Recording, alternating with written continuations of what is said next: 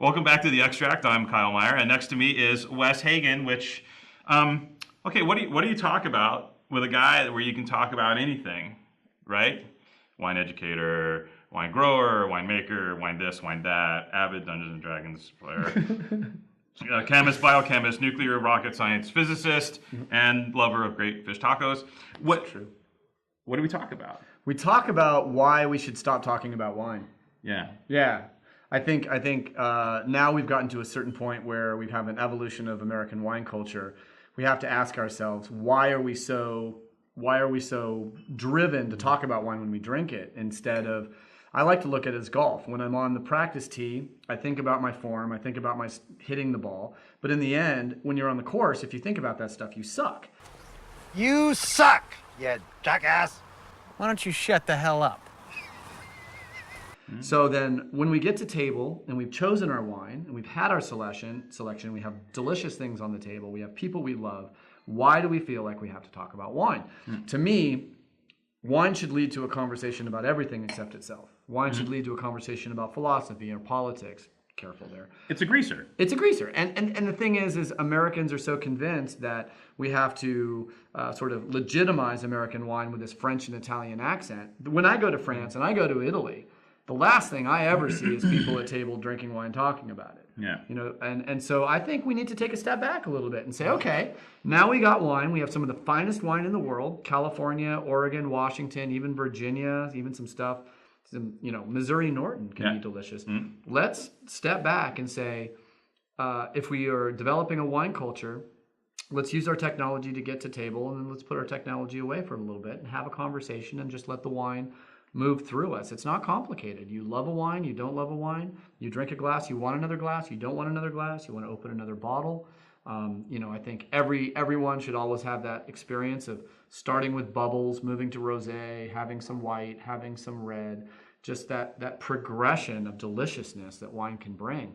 So my biggest thing right now in talking about wine, Kyle, is that wine is an investment, not to flip 20 years when no one else has it, but an investment tonight to keep the people we love at table for an extra hour. Right. Yeah, that's kind of the vibe I'm looking at. But that's kind of like the European mojo, right? It's like in Europe, a lot of folks are already past that. Like they're drinking Chianti. Yeah. They're less concerned about what Chianti they're drinking, other than the fact they got a bottle of Chianti on the table and they're hanging out, talking shop, and eating. Do you know what they call the bottle that they put in traditional Chianti? Fiasco. It's a fiasco. Yeah. Because when you walk into a room and you see 20 of them on the ground, it's a freaking fiasco. That's pretty good. I've never met anyone who knew the answer to that. Well done, son. Stay tuned. There's more. Yes, indeed. But you're absolutely right. And I think, but part of the American wine culture right now is that whole kind of veruca salt. I want it and I want it now. I want it now. Yeah. And they want the knowledge, they want the information, and they want to be validated. Yep. America's in this rush to be validated as a great wine producing country. Yep, and they want to take the shortcut by saying, when they see something on the label, like, that's why varietals are so important in the United States. So when they see Pinot Noir, they see Clone 777, they say, oh, I get it. It's the nominal fallacy. By naming something, we understand it. Pinot Blanc, Chardonnay, Pinot Noir, they can all express themselves in wildly different ways. The winemaker can hang different clothes on them, especially in Chardonnay. I like to call Chardonnay the editorial model of the wine world. It's not necessarily about her, it's about the clothes you put on her and you shove her out onto the catwalk. But, Chardonnay can have some of the greatest depth, some of the greatest acidity, some of the greatest wines being made in the world. But when we call it Chardonnay, there's a certain expectation of stylistic affectation. This is what I expect out of a Chardonnay. This is what I expect out of a Pinot Blanc. This is what I expect out of a Pinot Noir. And now for me as a winemaker, I want to make sure that when people get a Pinot Blanc and they open it, it's crisp and bright and it's fresh and it's delicious. And that drives them to understand the varietal, so when they go back to it, they'll know what to expect. I really want people to go beyond the varietal and to go think about the place where the wine is grown, because in the best world, wine is the only time machine that works. And if you want to stick your nose in something and it takes you back to the cool climate and the fog and the wind, the sandy soil, whatever it is, wine is great because you can drink it like an alcoholic beverage and just let it, reset your brain after a hard day at work. Or you can really focus in it and really stick your nose in it and really try to imagine What went into making that wine? Where was it grown? Is there a connection between the place and the flavor? And there's not a lot of other things that do that in the world. Maybe mushrooms, maybe truffles, maybe some beers. Right. But that's what drives me about wine, is it represents the time and place where it's grown. Right, and what you're proposing is getting back to, it's not that we don't want to talk about sense of place, right? But what we want to do is talk about sense of a place. Yes. As opposed to the presumed sense of a place. Yes, and that's what I'm saying. These are sort of, I use the blended Scotch model, which is a little weird talking about wine, but I love Scotch, and I talked to the blender at the Dalmore, and I said I really wanted to learn Scotch on Twitter of all places, and he responded to me personally and said, if you really want to drink Scotch, drink blended Scotches for 5 years, and once you get blended Scotch, start drinking Highland. Start drinking Islay, start drinking, Scotches from other regions to get the single malt character. And that's what J. Wilkes is kind of about. Learn Santa Maria Valley at a lower price point than having to pay for the vineyard designation. As we were talking before we went on camera, I think vineyard designation is the modern Vinous equivalent of taking a selfie. I was a successful doctor. I was a successful Silicon Valley guy. Now I own a vineyard in the Napa Valley. And yes, it's going to be a vineyard designated wine. The first wine that comes out is going to be vineyard designated. How the hell do you know that wine deserves vineyard designation? You don't, but it makes that $100 price point make sense. Yeah. I think there's a few things I always believe. Make wines from an appellation. Make wines from a place to understand the place before you start deciding whether or not your vineyard deserves vineyard designation. Right. Yeah. Walking before running. Well, yeah, or crawling even. Or crawling. What are you learning, and because of that philosophy, the way you're working it right now, and your recent pilgrimage to the Santa Maria Valley, what are some of the things you're learning about Santa Maria Valley straight away? Well, utilizing this philosophy. Santa Maria Valley is kind of going back in time, because Santa Maria Valley, especially the Miller family who owns J. Wilkes, also owns Bien Nacido and Solomon Hills Vineyards, the two best vineyards, I think, in Santa Maria Valley. So first of all, leaving Clos Pepe, which is arguably one of the greatest vineyards in the Central Coast, the last thing I wanted to do was downgrade. Going from Clos Pepe to Bien Nacido is a great jump because it's older, it has more tradition, it has more winemaking, it's attached to winemakers like Jim Clendenin, it's attached to winemakers like Bob Lindquist, it's Lane Tanner, Ken Brown, like all the guys, the Tepesquet bench. It's like it's this magical piece of land that really is, to me, the anchor for Santa Barbara County. It's very hard to disagree with the fact that Bien Nacido is the flagship vineyard for the entire Santa Barbara County vineyard scene. So first of all, we're still working with fruit that's spectacular. Second of all, Santa Maria Valley has the same distance from the ocean as the Santa Rita Hills. Why are the wines so different? Well, we have slightly older clones in Santa Maria Valley. We have older trellising in many places in the Santa Maria Valley, but we have older vines. So it's a combination of depth and character, but also stylistically the wines are different because in the Santa Rita Hills, the wind is forced down these intensely sort of torturous valleys on Highway 246 and Santa Rosa Road. And because the winds hit twice the velocity as in the Santa Maria Valley, the vines are desiccated, the vines get beat up, the clusters get smaller, and we get a little bit more intensity and verve. And that's hard to say because Santa Maria Valley does not lack verve. And there's really only one thing that I require from the wines that I love. Champagne, aromatic whites, Pinot Noir are my favorite wines. What's the similarity? They all have acid, they all have verve, they're lively, and they cleanse fat off the tongue. Wine is, here's my rule of alcohol. Beer standing up, wine at table with food, spirits between table and the floor. Right? Because it seems like that's the proper way to go. Like if I'm out playing disc golf or hitting a golf ball, whatever, I'm drinking beer. Or rosé. Rosé is the beer of wine. And then, a nice light rosé. And then when I'm at table, what I find is the magic about wine is it has structure. And the acid in white wine and the tannin in red wine, or Pinot Noir has an equal kind of combination of both. The thing people don't understand is once you put a bite of food in your mouth, the fat coats the papillae of your tongue and you cannot taste. You can smell, but you can't taste. So if you're eating a $70 steak at Ruth's Chris and you're just taking bite after bite after bite, you've only tasted that steak once.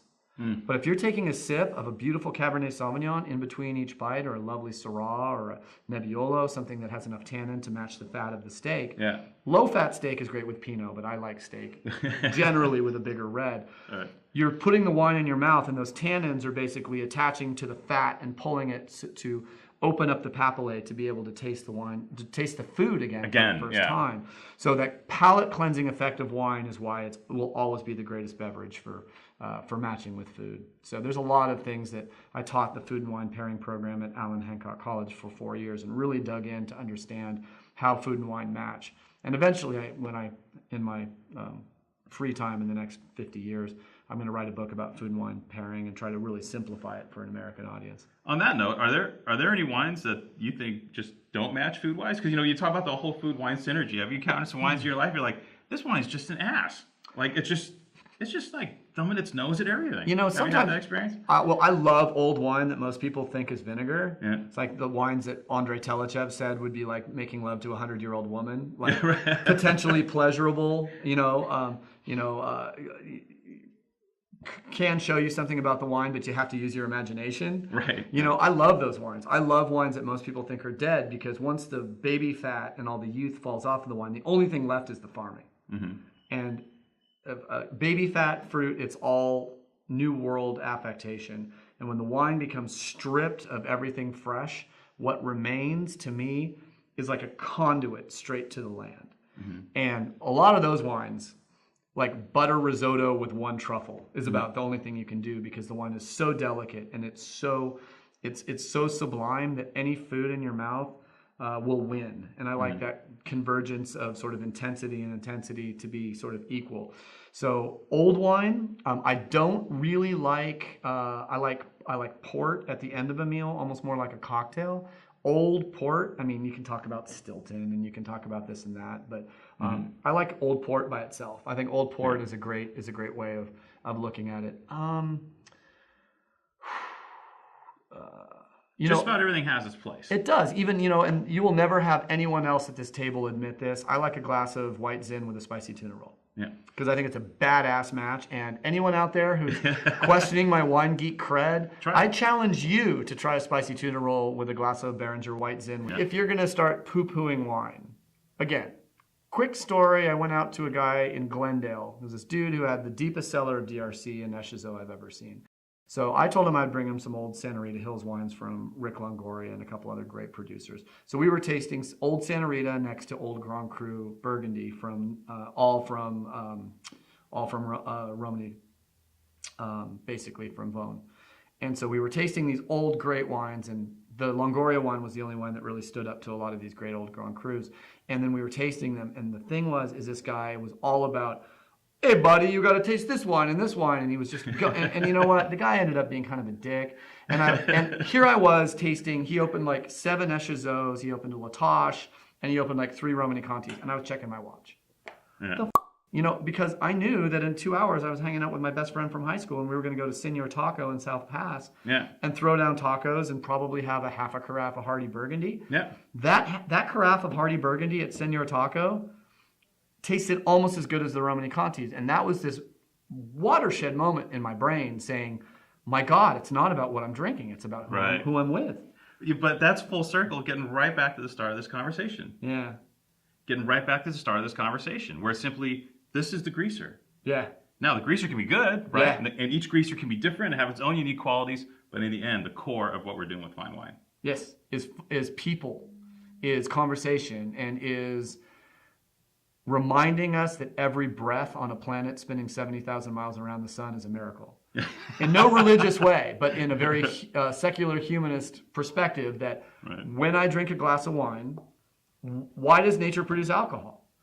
To attract animals to eat fruit that was missed by virtue of deliciousness. So alcohol and the smell of alcohol attracted hominids because it was the ripest fruit. So the hominids had to develop a way to process the toxic ethanol. Yeah. Just so happened the ethanol made them feel good, which was sort of a nature saying, come, get high, eat my fruit, right? So fruit's either delicious. Hey there.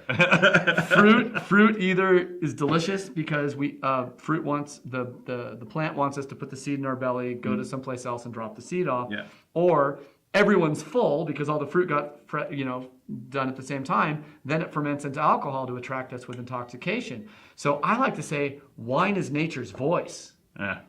So if you don't know what nature wants for you, put 2 glasses of wine in your belly and close your eyes and have a moment of silence. And you'll hear in your head what nature wants for you. Does nature want you to work overtime? Hell no. Does nature want you in a car? Hell no. Does nature want you, working overtime? No. Nature wants us with our friends, eating delicious things, and eventually to get naked and to procreate. Yeah.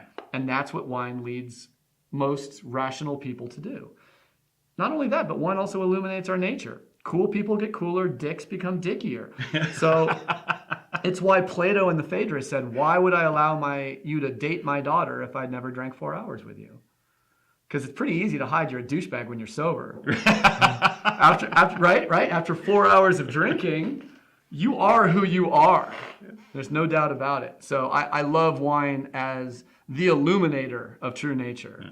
It's the mirror, and that's the reason why Bacchus and Dionysus, they both have 2 faces. They have the angelic face and they have the demon face, and both are the same. Yeah. It depends on how you use the nectar that they promoted. So, yeah. That's why he's pretty much sitting in the chair next to me. Ladies and gentlemen, that was a Wes Hagen mic drop. Out. Cork drop. Oh, no. It's always tough. Dude, that was awesome. Thanks. That was awesome. Oh, by the way, he makes these really cool J. Wilkes wines. Yes. Buy J. Wilkes, drink it, you'll love it. We do Pinot Blanc, Chardonnay, Pinot Noir. We're also doing some Zinfandel and some Cabernet from the Paso Robles Highlands District. We also have a tasting room in Los Olivos, 2935 Grand Avenue in Los Olivos. We're right as you pull into Los Olivos. If you say that you saw us on this program, I will tell my tasting room manager to give you a 2-for-1 or just to start pouring you wine. But come on up. We have a great education center. I'm there a couple times a week doing classes on wine.